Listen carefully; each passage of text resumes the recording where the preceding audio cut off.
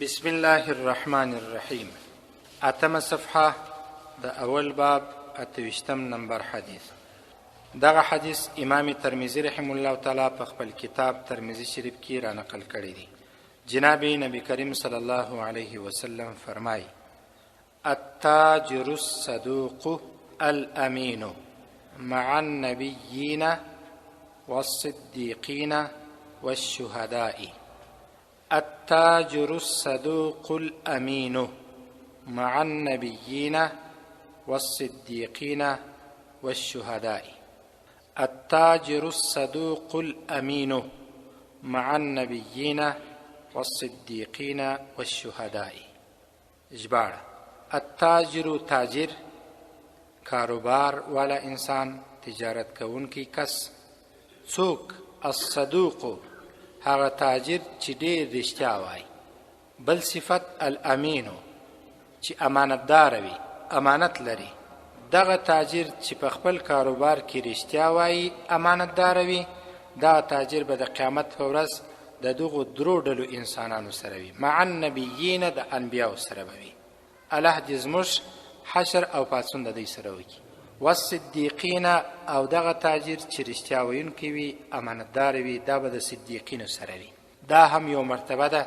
ابوبکر صدیق رضی الله عنه چې کله نبی ته دا وفرمایل چې صدقته، ته رښتیا وایې، یقینا د الله له طرفه نبی یې، نو د دغو کسانو سره به دغه تاجر راپورته کیږي. والشهداء، او دغه تاجر چې صداقت و رښتیاګویي ولري، امانتداري ولري، دا به د شهیدانو سره وي. بیا ترجمه: التاجر تاجر، الصدوق ډېر رښتیا ویونکی، الامینو امانتداره، دا به وي د قیامت په ورځ مع النبیین، د انبیاو سره، والصدیقین، د صدیقینو سره، والشهداء، او د شهیدانو سره.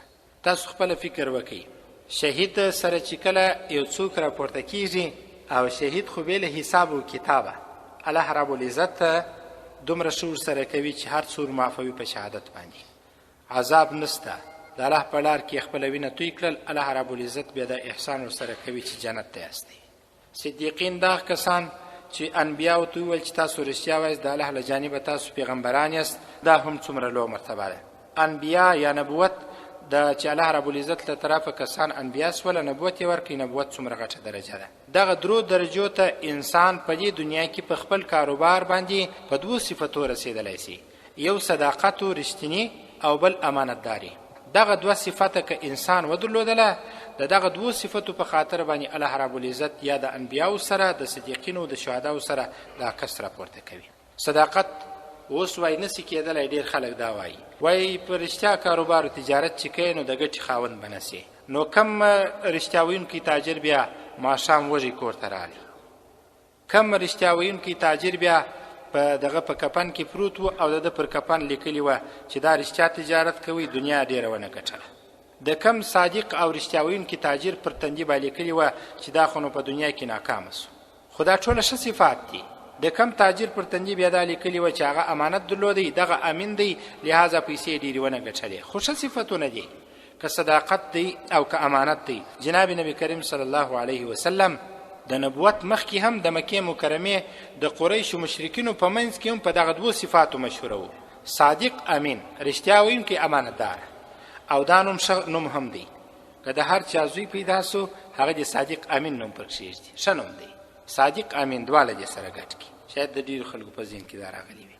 ښه، دا په دې خاطر چې د نبی کریم صلی الله علیه وسلم دوه صفتونه وه: صادق دی و، امین دی و، صداقت د درلودی، امانت د درلودی. نبی د نبوت څخه مخکې د قریشو په ټولنه کې هم په دغه دوه صفاتو مشهوره و. د تاجر کوم دغه دوه صفاته ولري، الله به د قیامت په ورځ د انبیاو، صدیقینو، شهداو سره راپورته کوي. الله دې موږ ته صداقت را نصیب کړي، امانت دې الله را نصیب کړي.